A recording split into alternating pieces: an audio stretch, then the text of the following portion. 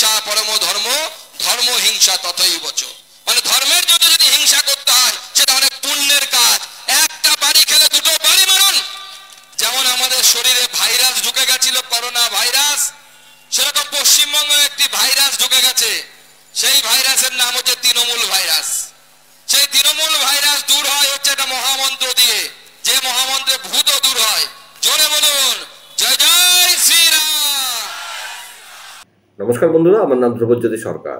BJP কর্মীদের ওপর মিথ্যা মামলা ও বেআইনি গ্রেপ্তারের প্রতিবাদে নৈহাটিতে বিক্ষোভ মিছিলে অংশ নিলেন সুকান্ত মজুমদার। সাংবাদিকদের মুখোমুখি হয়ে তৃণমূলকে চরম কটাক্ষ সুকান্ত। মমতা অভিষেককে একযোগে তুলে ধরা সুকান্ত মজুমদারের। শুনুন কি বললেন কেন্দ্রীয় প্রতিমন্ত্রী সুকান্ত মজুমদার। এই পশ্চিমবঙ্গে ঠিক বাংলাদেশের মতো রবীন্দ্রনাথ ঠাকুরের ছবিও জ্বালিয়ে দেওয়া হচ্ছে মমতা বন্দ্যোপাধ্যায়ের সৌজন্যে। তাকে যে তাদের আপনাদের সাংসদ, হ্যালো স্যার, তাকে অন্য কোথাও দেখা যায় না, লোকসভাতে খুঁজে দেখতে পায় না। কোথায় হ্যালো স্যার?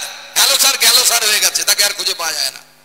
সে তোলাবাজি করার জন্য ব্যারাকপুরে ঘুরঘুর করে, যেরকম মাছি গু দেখলে পরে ভিনভিন করে, সেরকম আপনাদের এখানকার সাংসদ তোলাবাজি করার জন্য শুধু ব্যারাকপুরে ভিনভিন করে বেড়াচ্ছে, অন্য কোথাও যায় না। লোকসভাতে উপস্থিতি দেখুন 10%-এর নিচে, 10%-এর নিচে। আর তোলাবাজি স্বর্গরাজ্য করে ফেলেছে। যে এই অঞ্চল ব্যারাকপুর শিল্পাঞ্চল নামে একসময় পরিচিত ছিল, যেই ব্যারাকপুর শিল্পাঞ্চলকে বোম বন্দুকের কারখানায় পরিণত করেছে, ভাটপাড়াকে ফাটপাড়া করে দিয়েছে। কবে ফাটবে তার ঠিক নেই, সবাই আশঙ্কায় থাকে এই ফাটলো কি সেই ফাটলো। এটা হচ্ছে তৃণমূল কংগ্রেসের অবদান। আপনারা তো বলেছিলেন অর্জুন সিং নাকি দায়ী, অর্জুন সিং হেরে গেলে নাকি এগুলো সব বন্ধ হয়ে যাবে। কি বন্ধ হয়েছে? বন্ধ হয়েছে কি? বন্ধ হয়েছে কি? তাহলে বদমাশটা কে সেটা আপনারা বিচার করে বের করুন। এই তৃণমূল কংগ্রেস, এরা দেশ বিরোধী শক্তি, এদের বিরুদ্ধে লড়াই করতে হবে, এদেরকে জেলের ভেতরে ঢোকাতে হবে, তবে বাংলা শান্ত হবে। নচেত এই ব্যারাকপুরে শান্ত হবে না, এই বাংলা শান্ত হবে না। মুখ্যমন্ত্রী বলছেন নেপালে যারা দুর্নীতিগ্রস্ত নেতা তাদের বাড়িতে হামলা হচ্ছে। মুখ্যমন্ত্রীর চিন্তায় কালকে ঘুম হয়নি। গোটা রাত নবান্নে জেগেছিলেন, গোটা রাত নবান্নে জেগেছিলেন। ভাবছেন এই বুঝি আমাদের নেতা মন্ত্রীর বাড়িতে হামলা হয়। মাননীয় মুখ্যমন্ত্রী, নেপালে হয়েছে, সরকার উল্টানোর চেষ্টা, উল্টে গেছে। বাংলাদেশে হয়েছে, বাংলাদেশে উল্টে গেছে। শ্রীলঙ্কায় চেষ্টা হয়েছে, উল্টে গেছে। এখানে চেষ্টা করে দেখতে পারেন, কেন্দ্রে মোদী সরকার আছে, উল্টবে না।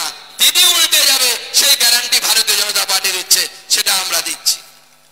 দিদি উল্টাবে, কেউ আটকাতে পারবে না। এই প্রথম কোর্টের রায়ে তৃণমূল কংগ্রেস সরকার, এটা ভারতবর্ষের, মনে রাখবেন, রেকর্ড। ভারতবর্ষের কোন রাজ্যে হয়নি। সিবিআই এর আগে তদন্ত করে ঘুষ নিয়ে চাকরি দেওয়ার জন্য ওমপ্রকাশ চৌটালা, হরিয়ানার মুখ্যমন্ত্রী, তাকে জেলে পাঠিয়েছে। কিন্তু সিবিআই বলেছে চোর, জেলে গেছে মুখ্যমন্ত্রী, সরকার চলে গেছে।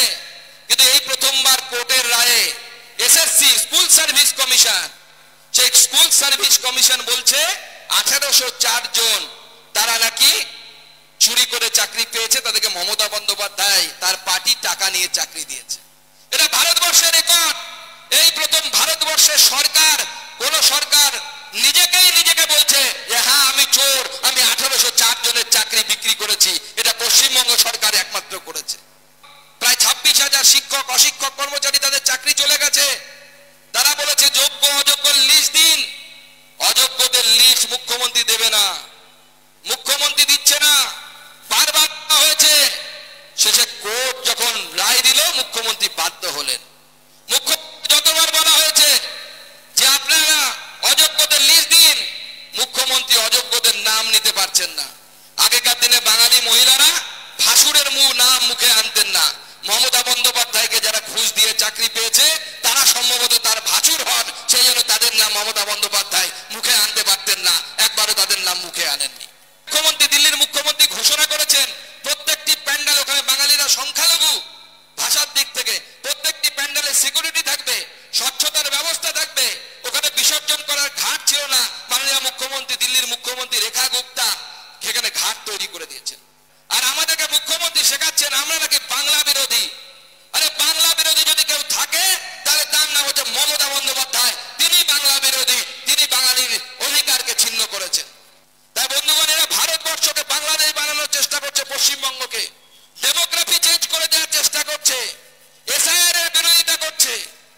বন্ধুরা, ভিডিওটি ভালো লাগলে দয়া করে লাইক শেয়ার করে দেবেন, আমাদের পেজটা ফলো করে নেবেন আর আপনার মতামত কমেন্ট করে অবশ্যই জানান।